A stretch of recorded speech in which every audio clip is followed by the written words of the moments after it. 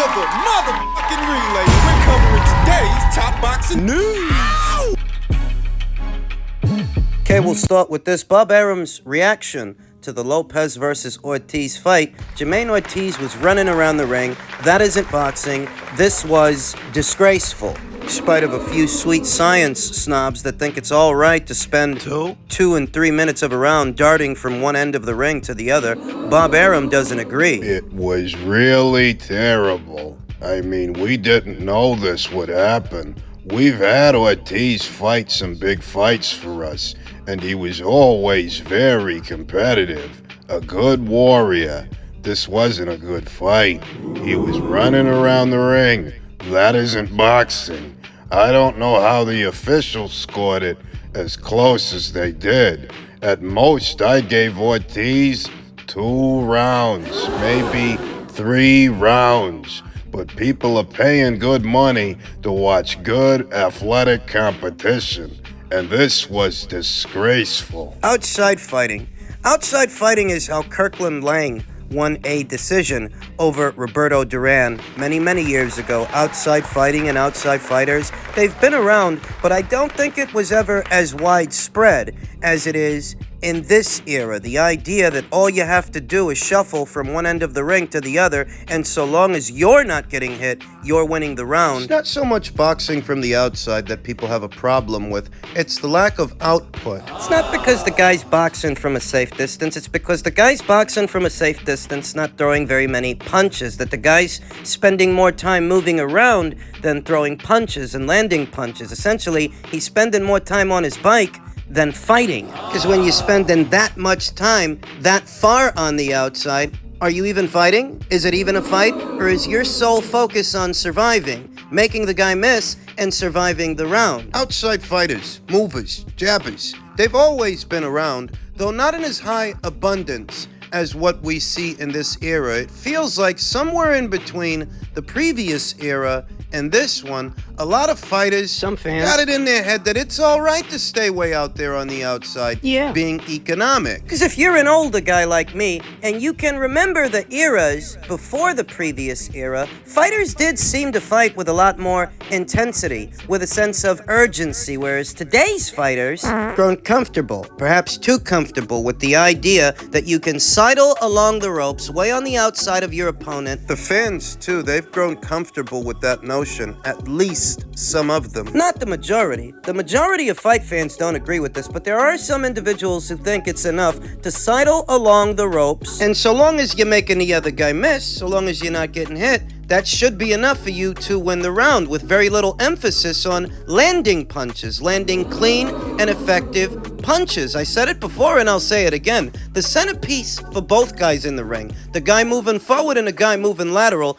it's gotta be landing punches. Not just movement, not just defense. The centerpiece has to be landing your shots. Just call it what it is. This emphasis on movement, this emphasis on defense, has everything to do with the previous era and the face of boxing in the previous era. Floyd Mayweather, whose bread and butter was defense. So a lot of people got it in their heads in the previous era and this one. They think they're taking a page out of his playbook. They think they're fighting like Floyd, doing what Floyd would do. Some of the fans watching this from home, scoring the fight.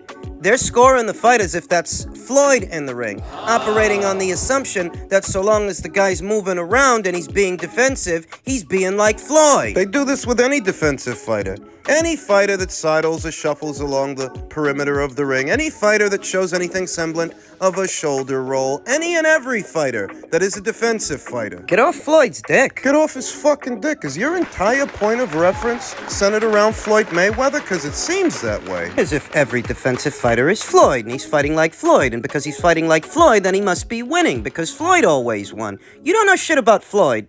And you don't know shit about boxing. Fucking groupie. Floyd was a mover. Yeah. And he was a jabber. And in spots, yeah, he was an outside fighter. But their memory of him must have grown hazy over time, as Floyd didn't concede real estate as easily as a lot of today's fighters do. He would circle the opponent center ring, not just backpedal, not just concede all that real estate and hang back on the ropes, taking a tour of the turnbuckles. He'd circle the opponent, stay within the pocket, and work in the pocket. Do you even know what the pocket is? They don't. These bozos likely hear people saying that all the time, not knowing what it means. When you're in the pocket, that means that you're within striking distance of the opponent, and he's within striking distance of you. You're not way out there on the outside, on the outskirts, on the perimeter of the ring, playing it safe. You're in the pocket. You're close enough to the guy that you can hit him and he can hit you. Their memory of Floyd must have grown hazy over time because they seem to think he was primarily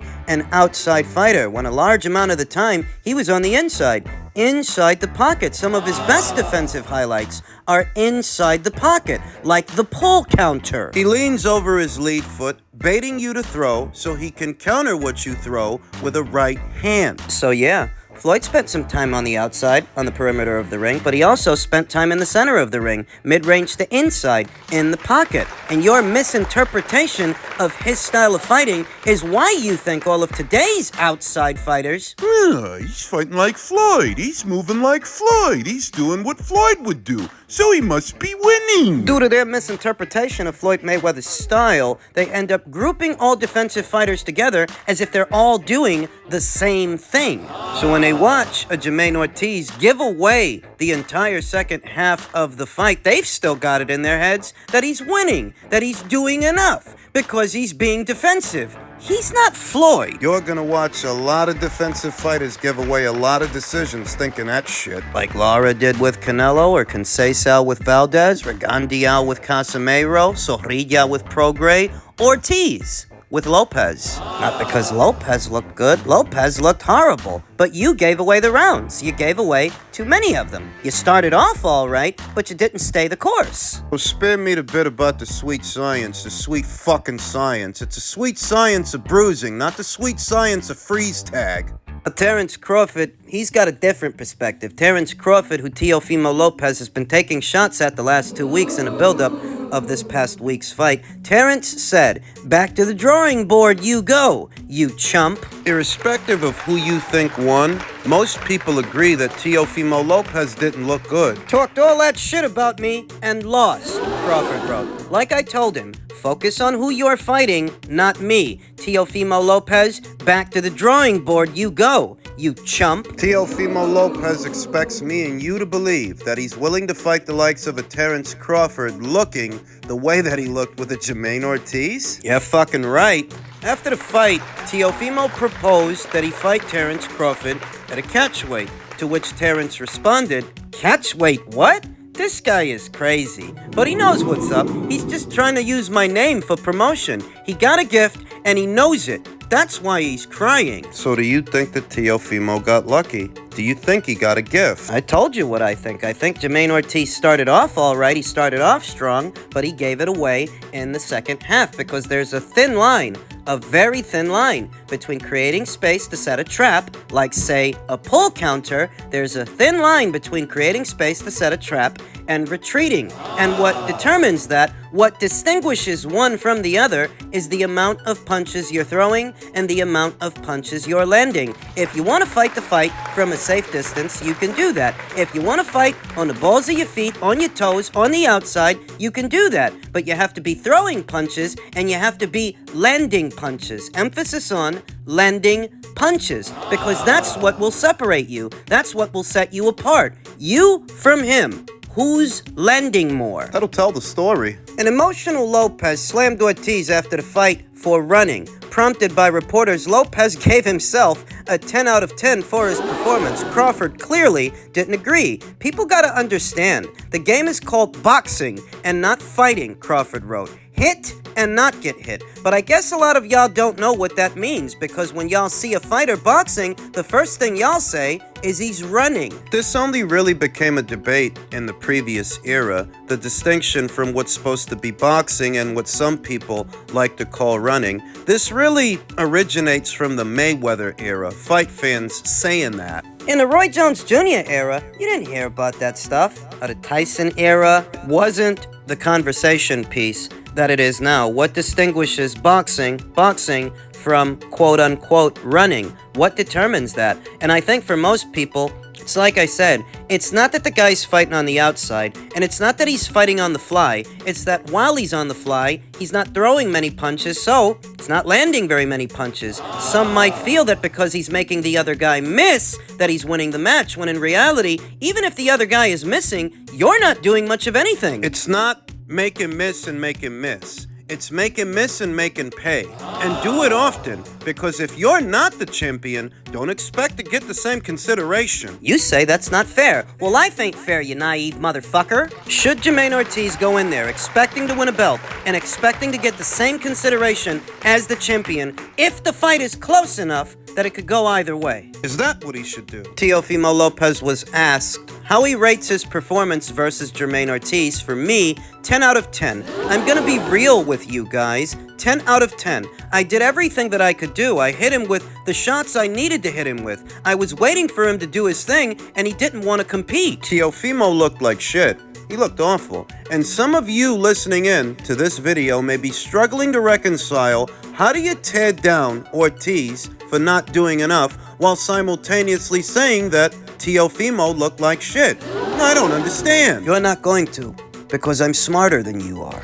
Better than you are. I don't have a horse in the race. I don't have an agenda. I'm not a big Teofimo Lopez fan, but I'm not a fan of fighters sidling along the ropes doing absolutely nothing either. The way I see it, Ortiz started off all right. He was doing everything right in the first half, but gave it away in the second half. So it's not so much that Teofimo Lopez won all these rounds. It's that Jermaine Ortiz gave them away. The way I see it, nobody won. The appropriate score should have been a draw. You saw the very first round as a swing round that you could have swung either way. You could have swung at the Ortiz, you could have swung at the Lopez. I saw Lopez win the third round. The third. He edged that one for me, and maybe one more in the first half.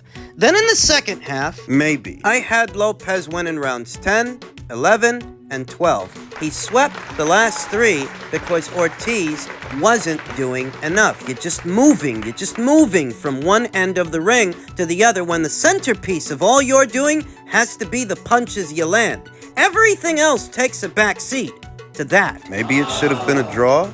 I mean, I didn't feel like either of them looked all that good, to be honest. I didn't think either of them won. No. I felt like Ortiz started off all right, but he gave it away towards the end. And the only rounds that Lopez won were the rounds that Ortiz gave away. I felt that he looked bad in both halves of the fight. Ortiz looked all right at the start. He looked all right in the first half, not so much in the second, whereas Lopez looked bad in both. Even in the rounds that he supposedly won, because the only reason he won them was because Ortiz gave them away. Ortiz wasn't doing enough.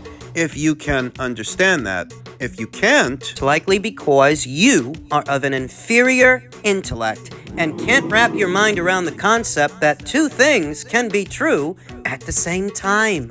now if Terrence Crawford is right about something, he's right about one thing. What? Lopez needs to go back to the drawing board, but I'm not sure that he's going to. He's giving himself a 10 out of 10 for this performance. Terrence says that Ortiz won.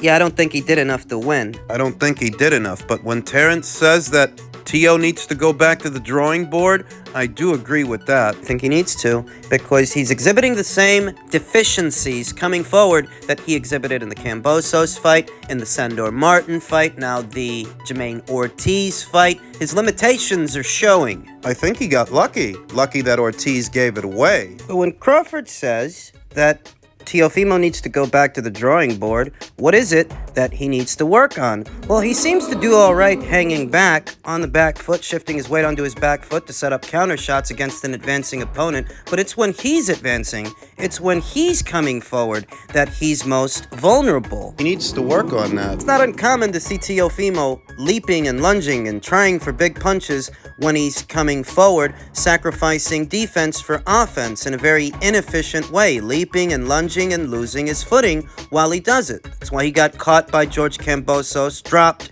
by George Kambosos, dropped 2 times by Sandor Martin. He lost his footing this past week in the Mayweather-Ortiz fight, while he was following him around, lost his footing and tripped over his own feet. Stop leaping and lunging and overcommitting to your shots, throwing power shots when you come forward, and instead swap that out for a good double jab or triple jab. Power shots that he throws are telegraphed. The other guy can see him coming. That's why Mayweather-Ortiz was able to get out of the way and spin off the ropes, because they're telegraphed. Gotta stop doing that. He's got to. He's gotta lay off the broad strokes and shorten up the punches. Instead of overcommitting to big shots and big hooks, try for 2 short double jabs or 3 triple jabs, short ones. When he's coming forward, there are more efficient and more effective ways, defensible ways of closing the distance against a retreating opponent than diving in with a big hook. When Lopez does show the jab, it's quite repetitive, monotonous, and predictable. If he does show the jab, he immediately follows it with the straight right hand, which is telegraphed. When he does show the jab, it's the 1-2 combination that he repeats to no avail,